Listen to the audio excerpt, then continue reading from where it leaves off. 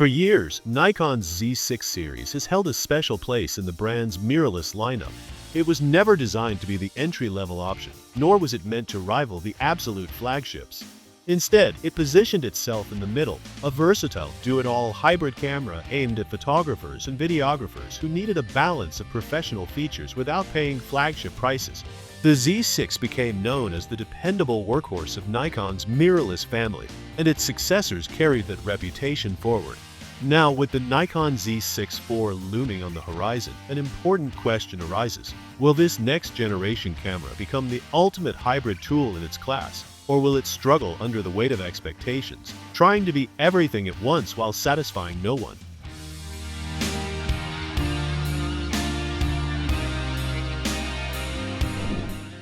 To understand what Nikon needs to deliver with the Z6 IV, it's worth stepping back to analyze the Z6 III. Launched at around $2,500, the Z6 III marked a noticeable price increase compared to earlier Z6 models. However, Nikon justified the bump by equipping it with features that pulled it closer to direct competitors like Canon's EOS R6 Mark II and Sony's A7 IV. At the heart of the Z6 III was a partially stacked 24-megapixel sensor, a clever middle ground between traditional sensors and the much more expensive fully stacked designs found in Nikon's top-tier bodies. This gave the camera a significant boost in speed and responsiveness while keeping costs within the mid-tier range. Thanks to this, the Z6 III achieved burst shooting performance that impressed both enthusiasts and working professionals. With the mechanical shutter, users could shoot up to 14 frames per second, while the electronic shutter allowed 20 FPS. In JPEG mode, it could push even further, up to 60 FPS, and in a cropped APS-C mode, an astonishing 120 FPS. On the video side, Nikon made one of its boldest moves yet. The Z6 III introduced powerful tools that signaled Nikon was finally taking hybrid shooters and content creators seriously. Internal 10-bit recording, 6K RAW at 60p, and 6K ProRes RAW at 30p positioned the camera as a legitimate option for filmmakers who previously might have ignored Nikon in favor of Sony or Canon. Added features like waveform monitors further cemented its hybrid appeal, making the Z6 III a genuine step forward for Nikon's mirrorless system. Autofocus, long criticized as a weakness in Nikon's mirrorless cameras, finally became competitive. The Z6 III delivered subject tracking in both stills and video that was reliable enough to match Sony's highly regarded autofocus performance. Low-light shooting remained excellent as well, thanks to the 24-megapixel sensor's light-gathering capabilities. The result was a camera that could easily handle weddings, events, sports, and creative projects, all in one compact body. Of course, not everything was perfect. Some users felt that while the Z6 III was strong, it wasn't necessarily a full generational leap over the Z6 II, but overall, it was widely seen as the hybrid Nikon fans had been asking for. The challenge, however, was that it set the bar very high, making the upcoming Nikon Z6 IV an even more delicate release. Speculation around the Nikon Z6 IV has been unusually divided, with some rumors suggesting realistic evolutionary improvements and others pointing toward more extreme possibilities. On the more grounded side, several reports indicate that Nikon could introduce a significant resolution increase. The most consistent claim is that the Z6 IV might debut with a new 61-megapixel sensor. This would more than double the resolution of the Z6 III, immediately making the Z6 IV more attractive to landscape photographers, studio professionals, and commercial shooters who demand fine detail and flexibility for cropping. However, such a leap would blur the lines between Nikon's product categories.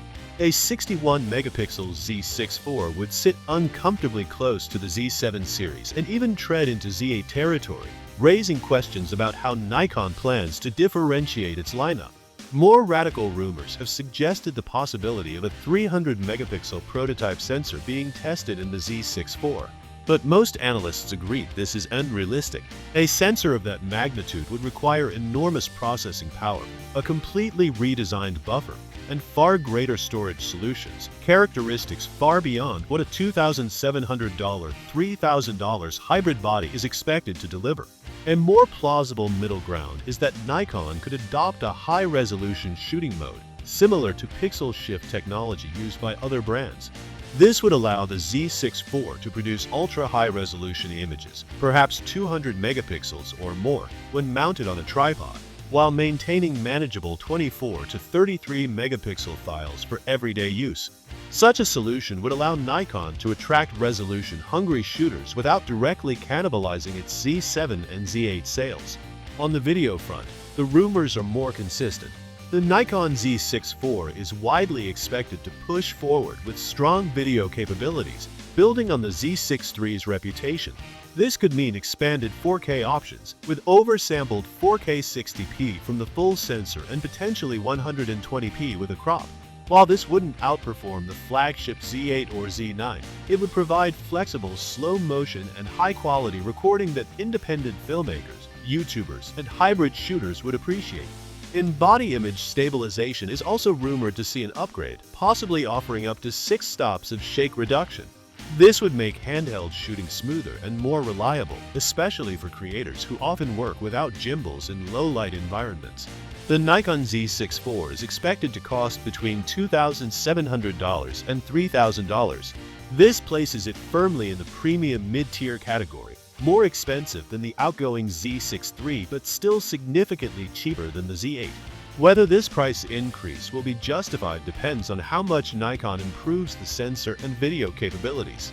If the rumored upgrades materialize, the higher cost could be seen as fair, but Nikon will need to tread carefully. A steep price jump could drive buyers toward discounted older models, especially the Z6 III, which will likely remain an excellent value. The Nikon Z6 IV stands at a pivotal moment for the series. On one side is the legacy of the Z6 III, a camera that redefined what a mid-tier Nikon mirrorless could do for hybrid creators.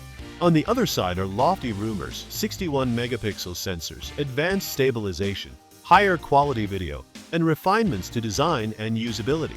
Somewhere in the middle lies the reality of what Nikon can actually deliver without undermining its flagship models. The big question remains, will the Nikon Z6 IV truly be the best of the best in its class? That depends on perspective. For those hoping it will be a baby Z9 at half the price, expectations may need to be tempered. But for the vast majority of photographers and filmmakers who want a single camera capable of handling weddings, events, landscapes, YouTube content, and cinematic projects with equal confidence, the Nikon Z6 IV has every chance to become the most balanced and compelling mirrorless camera in Nikon's entire lineup. Anticipation is high, and while rumors continue to swirl, one thing is certain: the Nikon Z6 IV could very well define the future of Nikon's mid-tier strategy.